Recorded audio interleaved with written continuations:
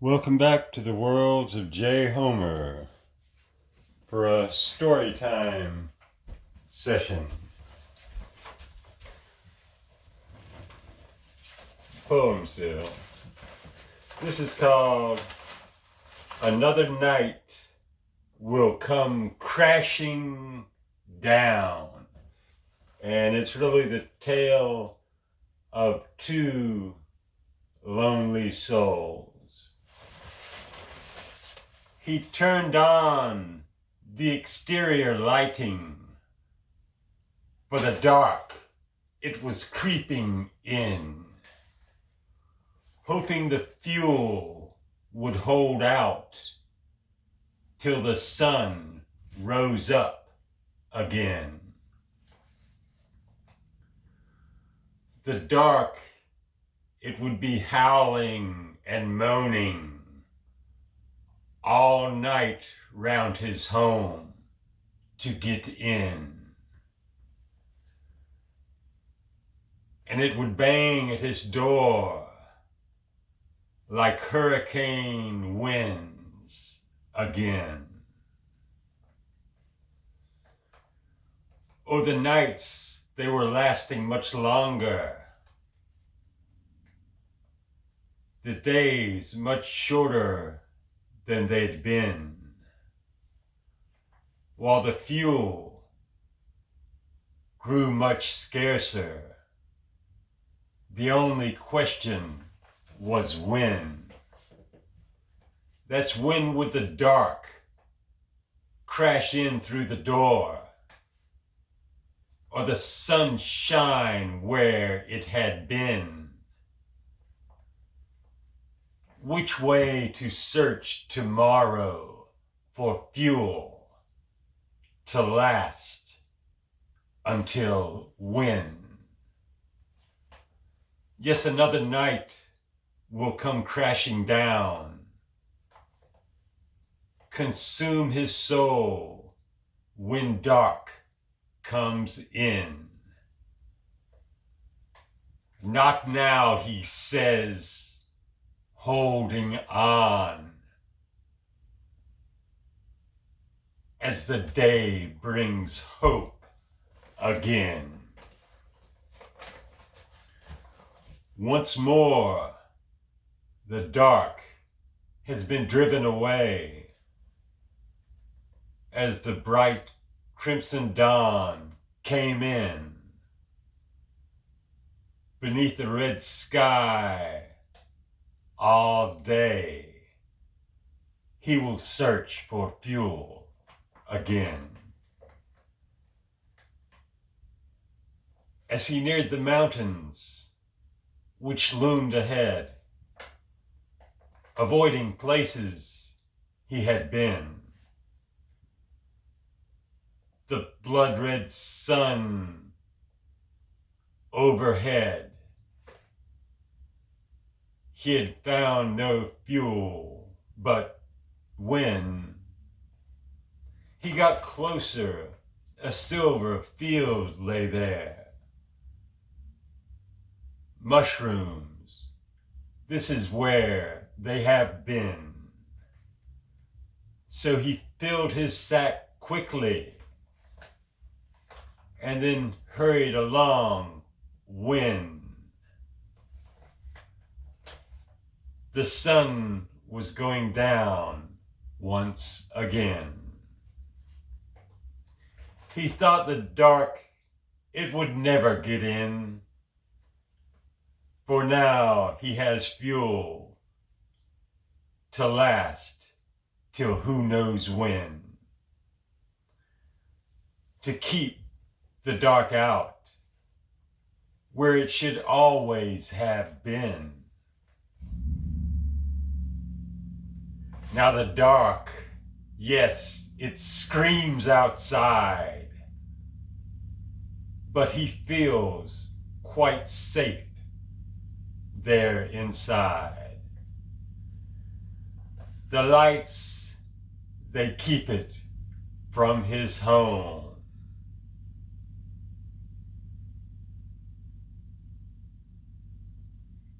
It cries out for it's all alone. Thank you. And now this is called a puzzle box to engage the mind. The house abandoned decades ago. She wondered just what it might hold. Found it behind a long locked door. She'd never seen the like before. The box, it was so different and made so very intricate. With such workmanship, it was designed.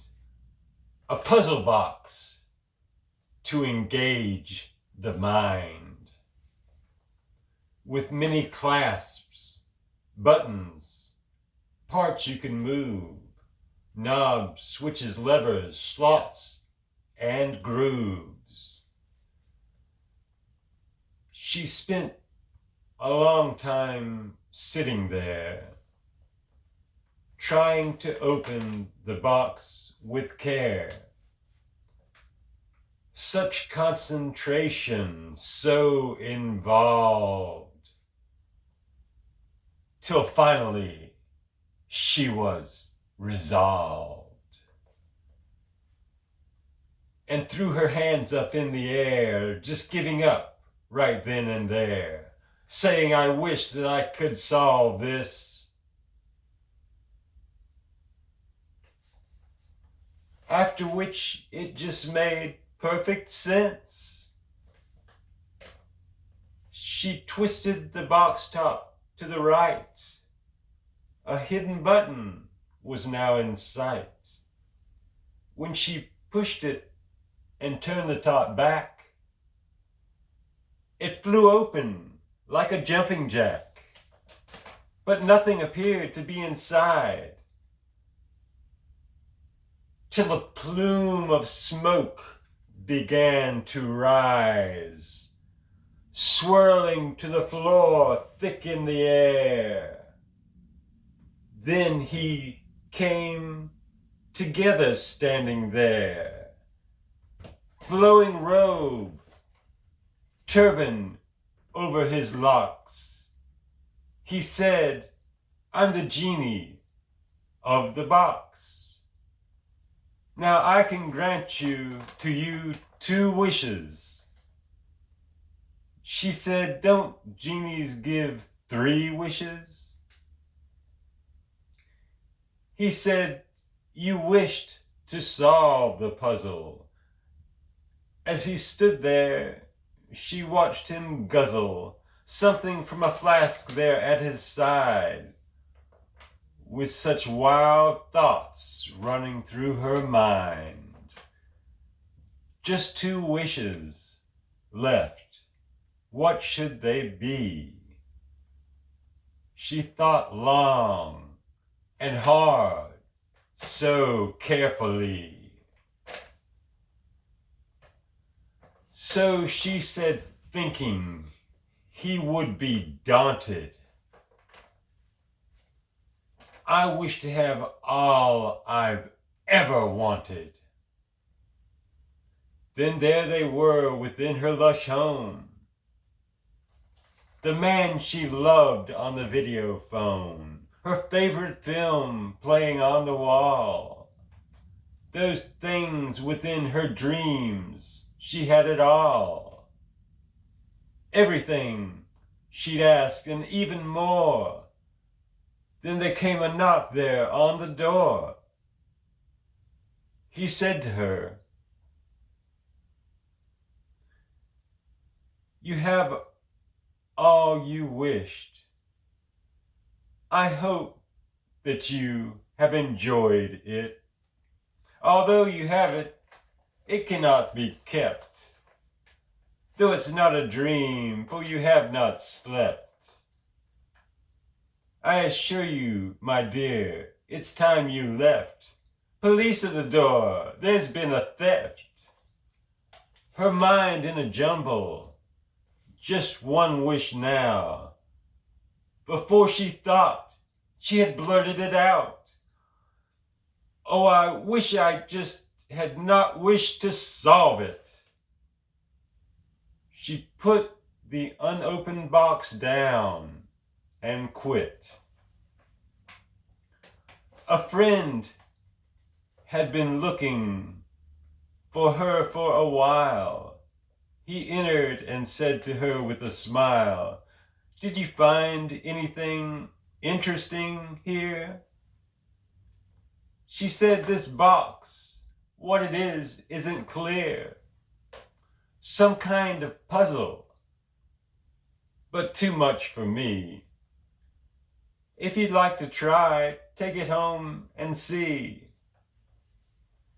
He said, "I wish I was clever enough," at first thinking it would be really tough.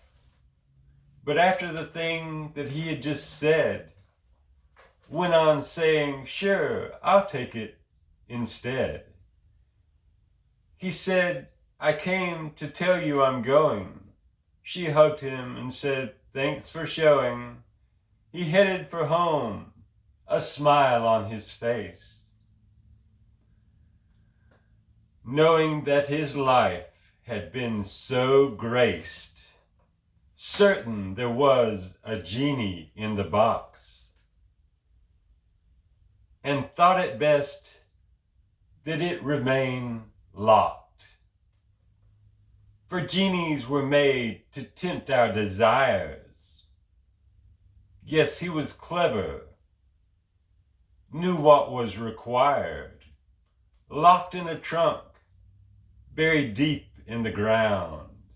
Somewhere he knew it would never be found. He knew his ideas would make him rich. And as for the genie, ain't life, well, you know what they say. Thank you. J. Homer. J. Homer.